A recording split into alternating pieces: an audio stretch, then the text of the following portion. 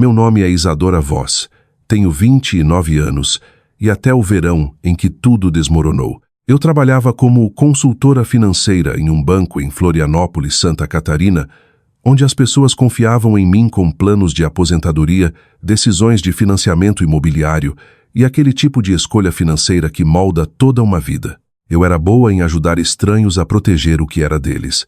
Só nunca imaginei que teria de fazer isso com a minha própria família. A ligação durou menos de 2 minutos antes que meu pai dissesse que precisava desligar. E se ele tivesse encerrado de forma adequada, esta história teria sido muito diferente. Mas não foi. Eu ainda segurava o celular quando ouvi a voz dele novamente, mais distante dessa vez, descuidada e afiada de um jeito que eu nunca havia escutado com tanta clareza. Então, ouvi a frase que mudou tudo. Ele me chamou de fardo, não de filha, não de alguém que amava. Um fardo. Eu estava na cozinha da casa que minha avó me deixou, a mesma casa que eu mantinha pagando as contas, a mesma casa que eu abrira para os meus pais, porque ainda acreditava que o amor podia ser conquistado com paciência, dinheiro e lealdade. Enquanto eles estavam na Europa, gastando com mais liberdade do que jamais haviam feito na vida, eu estava em casa cuidando das contas, da papelada e das pequenas bagunças que eles sempre pareciam deixar para mim. E num momento de descuido, descobri que os sorrisos, a culpa, a obrigação familiar, tudo aquilo fazia parte de algo muito mais feio. Eu não gritei, não liguei de volta, não avisei. Fiquei bem quieta. E quando eles voltaram da Europa sorrindo e arrastando as malas até a porta da frente, a chave não servia mais. A casa estava vazia e tudo o que deixei para trás foi um bilhete. Antes de contar exatamente o que eles ouviram quando perceberam que eu tinha ido embora, me diga de onde você está assistindo agora e que horas são aí, porque eu realmente quero ver até onde esta história chega esta noite. Depois que ouvi meu pai dizer aquela palavra, não desliguei imediatamente. Queria poder dizer que encerrei a ligação com dignidade, mas não foi assim. Fiquei ali na cozinha da minha avó com uma mão agarrada à bancada com tanta força que os dedos doíam, ouvindo meus pais falarem como se eu não fosse filha deles, como se eu fosse um investimento que não havia rendido rápido o suficiente. Minha mãe riu primeiro. Foi um riso baixo, quase entediado. Depois meu pai disse que a casa deveria ter ido para eles desde o início, porque pais deviam vir antes dos filhos. Disse que eu havia recebido tudo de mão beijada, o que teria sido engraçado se não fosse tão cruel, porque a verdade era que eu trabalhava desde os 16 anos. Tinha conquistado bolsas de estudo, construído minha própria carreira e pagado cada conta ligada àquela casa depois que minha avó morreu. Eles falavam de mim como as pessoas falam de uma falha num contrato. Minha mãe disse que eu ainda queria a aprovação deles, o que significava que seria fácil me pressionar quando voltassem. Meu pai disse que já havia tomado decisões baseadas na ideia de que a casa se tornaria deles eventualmente. Então disse algo que fez o ambiente ficar gelado ao meu redor. Disse que havia assumido dívidas cedo porque assim que eu colocasse o nome deles na propriedade, estariam seguros pelo resto da vida. Falou com total confiança, como se não fosse uma fantasia, como se o meu futuro já tivesse sido reatribuído a eles. Foi quando entendi que não se tratava só de senso de direito. Era um plano de longo prazo. Encerrei a ligação, repassei cada segundo na cabeça e depois fiquei em silêncio completo. Olhei ao redor da cozinha e de repente vi coisas que ignorei por 2 anos. As gravuras emolduradas da minha mãe haviam substituído as obras de arte que eu amava. A poltrona de couro do meu pai tinha se tornado o centro da sala de estar. Os hábitos, as vozes e as opiniões deles haviam me empurrado para as bordas da minha própria casa tão gradualmente que eu mal havia notado até aquele momento. Quando minha avó Rose me deixou aquela casa em Florianópolis, ela a deixou para mim porque sabia o que significaria ter uma coisa na vida que ninguém pudesse tirar. Ainda lembro como o advogado leu o testamento e como meus pais sorriram rápido demais, agindo com apoio antes que a decepção aparecesse nos olhos. Na época, eles disseram todas as coisas certas. Disseram que eu merecia. Disseram que a vovó sabia que eu cuidaria dela. Meses depois, disseram que fazia sentido eles se mudarem temporariamente para economizar e ficarem juntos como família. O temporário virou permanente, sem nunca ser discutido com honestidade. Eu pagava os impostos, o seguro, a manutenção e a maior parte das compras. Eles ofereciam opiniões em vez de ajuda. Chamavam aquilo de família. Eu chamava de amor porque queria acreditar que era isso. Agora eu finalmente sabia a verdade. Naquela noite, não chorei do jeito que pensei que choraria. Senti dor, sim, mas por baixo da dor havia algo mais frio e firme. Era clareza. Abri o laptop na ilha da cozinha e comecei a fazer uma lista. Jurídico, financeiro, pessoal, plano de saída. Se meu pai achava que meu silêncio me tornava fraca, estava prestes a aprender como o silêncio soa quando para de pedir permissão. A primeira pessoa que liguei na manhã seguinte foi uma advogada chamada Andrea Cole, especialista em heranças e imóveis com quem o banco já havia trabalhado. Não contei a versão dramática, dei fatos, porque fatos se sustentam melhor que dor. A casa estava só no meu nome. A escritura estava limpa. O testamento da minha avó era explícito. Meus pais moravam lá com minha permissão, não pagavam aluguel e não tinham direito de propriedade. Andrea me disse exatamente o que eu precisava ouvir. Legalmente a casa era minha para vender.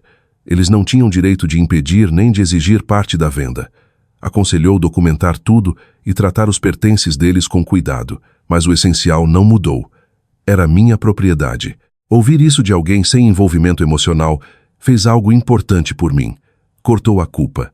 Depois contatei Ethan Brooks, um corretor de imóveis em quem confiava, porque ele cuidava de vendas privadas com discrição.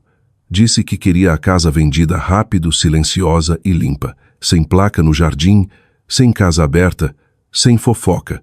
Ele avisou que talvez eu precisasse aceitar um pouco menos que o pico de mercado se quisesse velocidade, mas Florianópolis ainda estava aquecida e a casa era linda. As estimativas mais recentes giravam em torno de 5 milhões de reais, talvez um pouco mais para o comprador certo. Eu disse que velocidade importava mais que ego. Ele começou a ligar para compradores aprovados naquele dia. Então me voltei para a parte que eu entendia melhor que ninguém. Dinheiro. Abri novas contas em outro banco em Curitiba, transferi meus fundos líquidos, troquei todas as senhas, congelei meu crédito, protegi meus documentos e redirecionei minha correspondência. Não estava sendo paranoica, estava sendo inteligente. Meu pai passara anos tratando acesso como propriedade. Eu estava cansada de deixar portas destrancadas. Encontrei um apartamento mobiliado de curto prazo em Curitiba, perto o suficiente para construir uma nova vida, mas longe o suficiente para respirar. Comprei um celular novo, criei um e-mail privado e comecei a mover silenciosamente as peças da minha vida para fora daquela casa antes que alguém notasse. Durante o dia, trabalhava o mais normalmente possível. À noite, arrumava as malas. Cada gaveta que abria parecia um sítio arqueológico. Havia pedaços da minha avó por toda parte, guardados entre os danos que meus pais causaram e os compromissos que eu fizera para manter a paz. Receitas escritas à mão dela, uma luva de jardinagem com terra ainda presa na costura, um envelope antigo onde ela escrevera um lembrete para me ligar depois de uma das minhas provas na faculdade. Encontrei um cartão que ela me deu no meu aniversário de 26 anos, o último antes de morrer. Dentro, ela havia escrito: "Nunca confunda ser necessária com ser amada." Na época, achei que era só um daqueles ditados sábios de avó que se guardam em cartões e lembramos depois. De pé naquela casa com fita adesiva enrolada no pulso, finalmente entendi que ela tentara me avisar. Ethan ligou 5 dias depois e disse que havia interesse sério de um casal jovem se mudando de Porto Alegre e de uma médica se mudando com a família de São Paulo.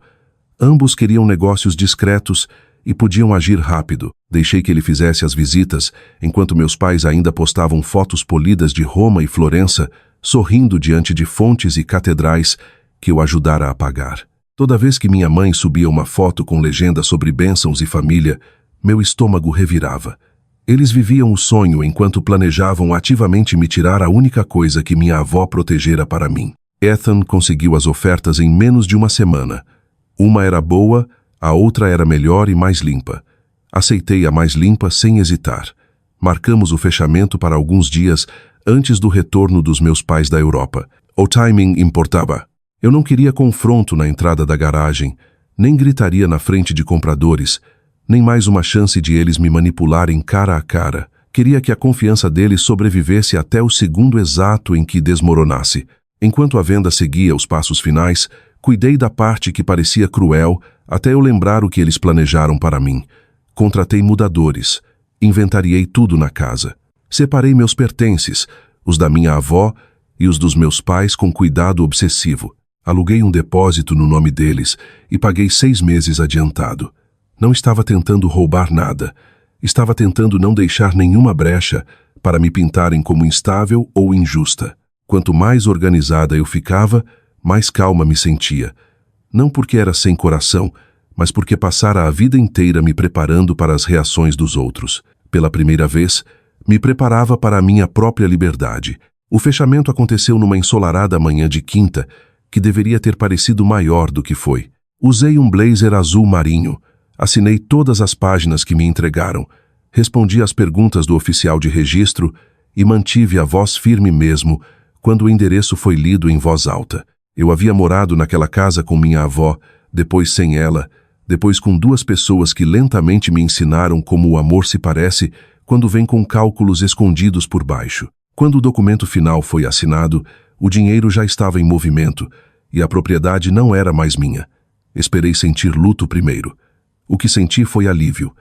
Um alívio tão profundo que quase me envergonhou. Ethan me abraçou no estacionamento e perguntou se eu estava bem. Eu disse a verdade. Eu ficaria. Depois dirigi direto para a casa encontrar os mudadores. Essa parte foi mais difícil.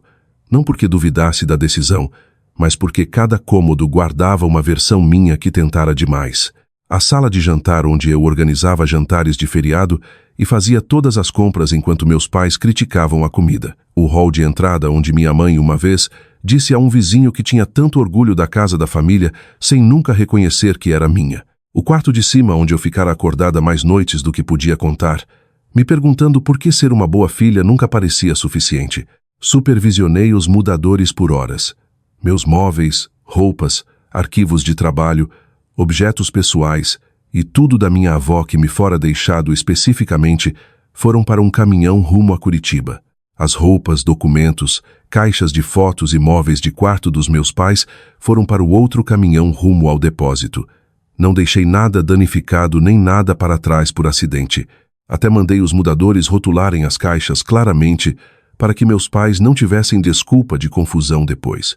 Quando os 2 caminhões saíram, a casa ficou estranhamente silenciosa, como se prendesse a respiração comigo. Andei de cômodo em cômodo uma última vez. O lugar parecia maior, vazio, mais limpo. Na cozinha, parei na ilha onde ouvira meu pai me chamar de fardo pela primeira vez, e me permiti sentir tudo o que havia empurrado para o lado enquanto planejava. Senti a humilhação, senti a raiva, senti o coração partido ao perceber que algumas pessoas só amam o que podem controlar. Então respirei fundo, enfiei a mão na bolsa e tirei o bilhete que escrevera na noite anterior. Passei por várias versões. Nenhuma parecia certa até eu parar de tentar soar inteligente. No final escrevi 2 palavras com tinta preta simples. Coloquei o bilhete no centro da bancada da cozinha, onde ninguém poderia deixar de ver. Tranquei a porta da frente, deixei as chaves na caixa de correio e entrei no carro. Enquanto me afastava do meio-fio, olhei para a casa pelo retrovisor exatamente uma vez. Minha avó me dera mais que uma propriedade. Ela me dera a chance de me escolher quando o momento chegasse. Eu não entendi completamente até virar na estrada e continuar dirigindo para Curitiba sem intenção de voltar. A primeira noite no apartamento temporário pareceu surreal. Era pequeno, silencioso e completamente desconhecido, mas cada centímetro pertencia à paz. Ninguém comentou o que pedi para jantar. Ninguém fez perguntas invasivas sobre minhas economias. Ninguém me lembrou quanto supostamente havia sido sacrificado por mim. Coloquei a mala no canto, sentei na beira da cama e esperei a culpa chegar. Ela não veio. O que veio foi exaustão, do tipo que só aparece depois que o modo sobrevivência finalmente solta o aperto. Dormi mais naquela noite do que em meses. Nos 2 dias seguintes, ignorei todo o impulso de checar horários de voo e rastrear exatamente quando meus pais pousariam. Sabia que, quando o momento chegasse, eu ouviria. Pessoas como meus pais não absorvem consequências em silêncio. E de fato, no final da tarde de domingo, meu celular antigo acendeu com a primeira chamada perdida do meu pai. Depois outra, depois da minha mãe, depois dos 2 novamente. Olhei para a tela e imaginei eles na entrada da garagem com as malas caras e expressões chocadas, ainda esperando que o mundo se dobrasse ao redor deles. Não atendi. 1 hora depois, os recados começaram. No início, meu pai parecia irritado, como se achasse que eu estava sendo dramática, depois bravo, depois genuinamente em pânico. Minha mãe passou de fingir preocupação a me acusar de crueldade em menos de 10 minutos. Ao anoitecer, eu tinha 17 chamadas perdidas, 9 recados e mais mensagens do que me dei ao trabalho de abrir. Ouvi apenas um recado inteiro. Meu pai gritando que eu não tinha direito de fazer isso com eles. Aquela frase quase me fez rir. Sem direito, como se ele não tivesse passado semanas assumindo o direito à minha casa, ao meu dinheiro e ao meu futuro. Virei o celular para baixo na mesa e preparei um chá. Pela primeira vez na vida, o caos deles acontecia em algum lugar onde eu não precisava ficar dentro. Na manhã seguinte, as mensagens ficaram mais feias. Meu pai exigia meu endereço. Minha mãe dizia que estavam humilhados e abandonados e que filhas decentes não abandonam a família. Depois vieram as ameaças. Advogados, polícia, tribunal, constrangimento público. Cada mensagem provava a mesma coisa. Eles ainda acreditavam que o medo me colocaria de volta na linha. Não respondi nenhuma. Por volta das 10, o gerente da minha agência ligou e perguntou com voz cuidadosa se havia algo que ele precisava saber. Meus pais haviam aparecido no banco exigindo me ver. Meu pai alegara que eu vendera ilegalmente a casa da família e roubara a aposentadoria dele. Ele levantara a voz no saguão. Minha mãe chorara alto o suficiente para os clientes olharem. A segurança os removeu antes que piorasse.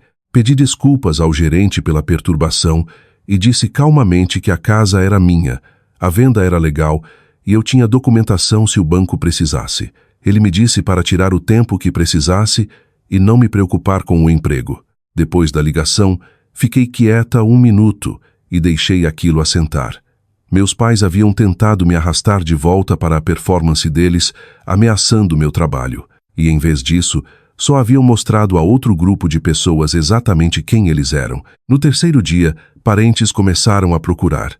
Alguns genuinamente preocupados, outros pescando fofoca. Eu disse muito pouco. Para as pessoas em quem confiava, falei que a situação era legal, privada e não estava aberta para discussão.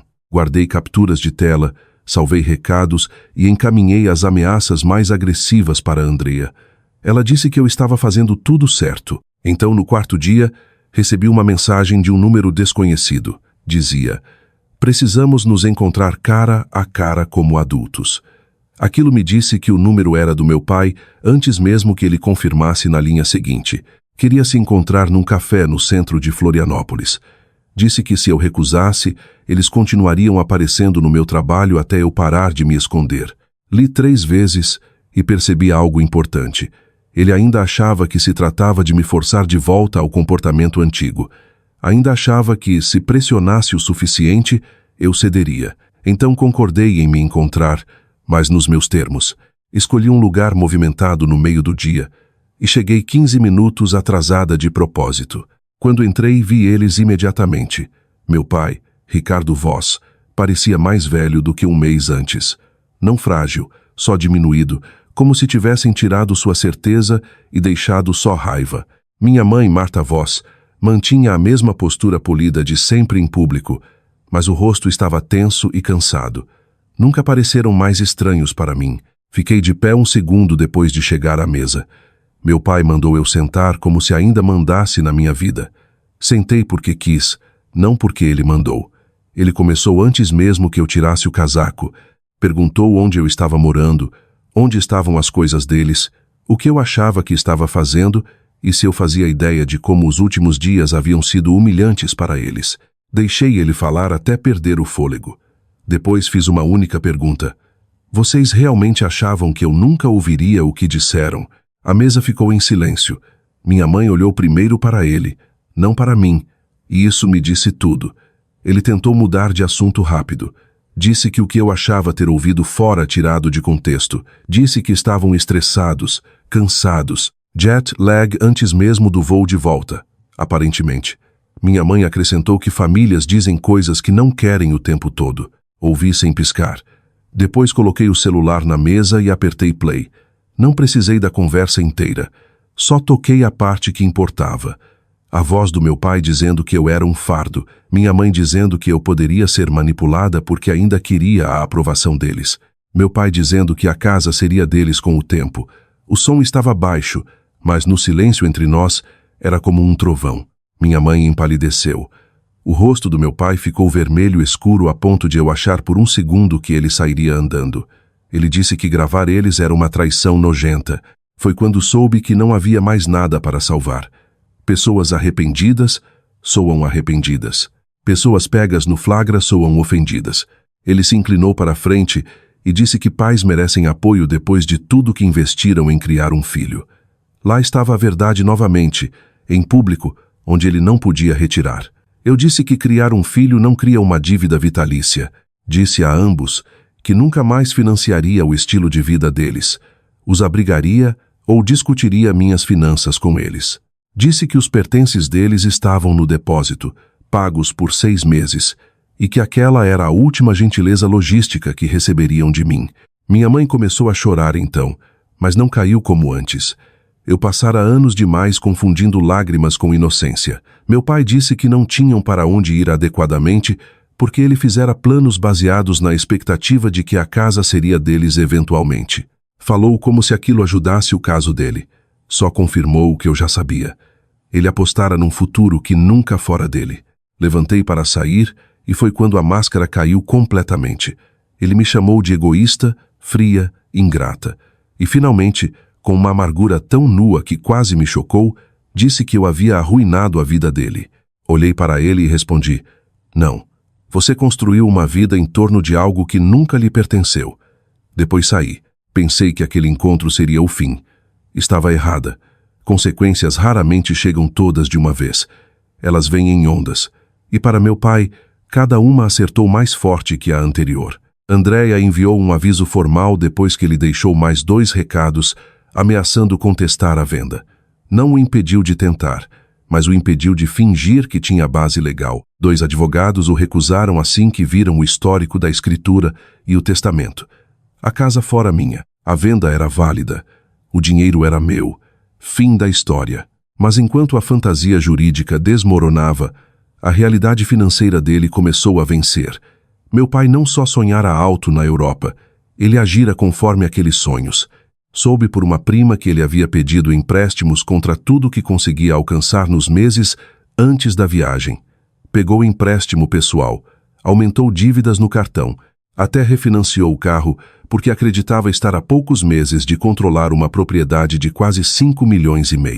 Gastara como um homem esperando um pagamento grande. Quando o pagamento sumiu, a dívida ficou. Minha mãe o culpou primeiro em particular, depois mais abertamente. A versão que ouvi dos parentes foi que ela não percebera quanto ele havia pedido emprestado, embora eu suspeite que soubesse o suficiente. De qualquer forma, o casamento deles mudou rápido de parceria presunçosa para ressentimento mútuo. E então veio o desgaste público. Descobriu-se que meu pai não só causara cena no meu banco. Uma semana após o encontro no café, ele apareceu no depósito, furioso porque a unidade era menor do que achava que deveria ser, e gritou com o gerente na frente de várias pessoas. Um deles o reconheceu da concessionária, onde ele ainda trabalhava meio período. Outro era tia de uma mulher do escritório de vendas dele. Comunidades pequenas conectam os pontos mais rápido do que se espera. Histórias se espalharam, nem sempre com precisão, mas neste caso a precisão não era o problema. O comportamento dele era.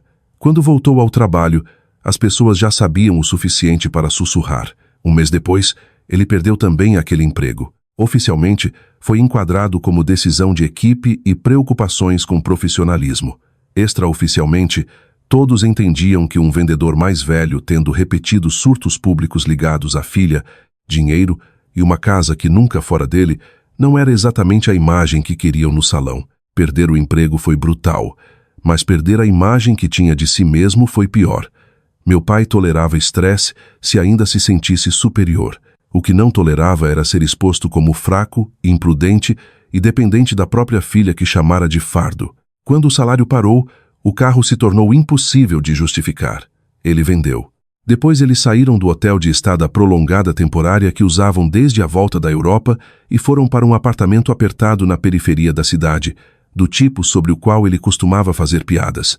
Minha mãe, que antes flutuava pelas casas dos outros comentando decoração e padrões, agora tinha vizinhos que brigavam alto o suficiente para todos ouvirem. Sei disso porque uma mulher da antiga igreja da minha avó, com quem eu não falava há mais de um ano, me ligou num domingo e disse com satisfação óbvia que meus pais foram vistos carregando móveis de promoção por uma escada estreita. Não pedi detalhes. Não precisava. A punição do meu pai não foi só perder a casa que achava que podia tomar. Foi ser forçado a viver dentro da verdade de quem ele era sem uma história melhor para se esconder. Ele me chamara de fraca porque eu ainda queria a aprovação, mas no final, não fui eu quem construiu um futuro inteiro em cima de manipulação e dinheiro emprestado. Não fui eu quem implorou que a realidade se dobrasse depois que ela se recusou. A parte mais estranha foi como senti pouco triunfo quando tudo se desenrolou. Houve satisfação, sim, especialmente nos dias em que um recado novo chegava me acusando de falta de coração, como se a própria acusação não fosse prova de que ele ainda não entendia nada, mas o sentimento maior era distância emocional. Toda vez que ele surtava, toda vez que minha mãe tentava um ângulo mais suave e perguntava se aquilo realmente precisava ir tão longe, eu ouvia a mesma coisa por baixo. Eles ainda acreditavam que meu trabalho era facilitar a vida deles. Nunca respondi. O silêncio fizera mais em um mês do que anos de explicações jamais haviam feito. Despejei minha energia no trabalho em Curitiba, na terapia, em reconstruir rotinas que pertenciam só a mim. Comprava mantimentos sem culpa. Dormia a noite inteira. Aprendi como era tomar decisões que não começavam com medo da reação de alguém. Perto do dia de ação de graças, minha mãe enviou uma mensagem que quase me atingiu. Não porque fosse sincera, mas porque foi bem escrita. Disse que famílias se quebram e se curam o tempo todo, e que o orgulho já destruíra o suficiente. Disse que meu pai estava deprimido, que o apartamento era pequeno, que haviam cometido erros, mas eu ainda era filha deles. Então, no parágrafo final, perguntou se eu consideraria ajudar com o depósito de aluguel de um lugar melhor, já que eu tinha mais do que o suficiente depois da venda da casa. Aquele foi o momento em que qualquer suavidade restante esfriou. Mesmo na beira do colapso, eles ainda tentavam construir uma ponte de volta para minha carteira. Deletei a mensagem e saí para caminhar. O ar estava frio, o céu cinza, e pela primeira vez em meses, sorri sem forçar. Meu pai certa vez acreditara que meu silêncio o protegeria, porque significava que eu continuaria absorvendo tudo quieta. Em vez disso, meu silêncio se tornou a coisa que custou a ele todas as ilusões sobre as quais construíra o futuro. Um ano depois, eu morava numa casa geminada em Curitiba com armários brancos na cozinha, plantas demais e um pedaço de mim que eu ainda às vezes parava para notar de propósito. Fui promovida no banco.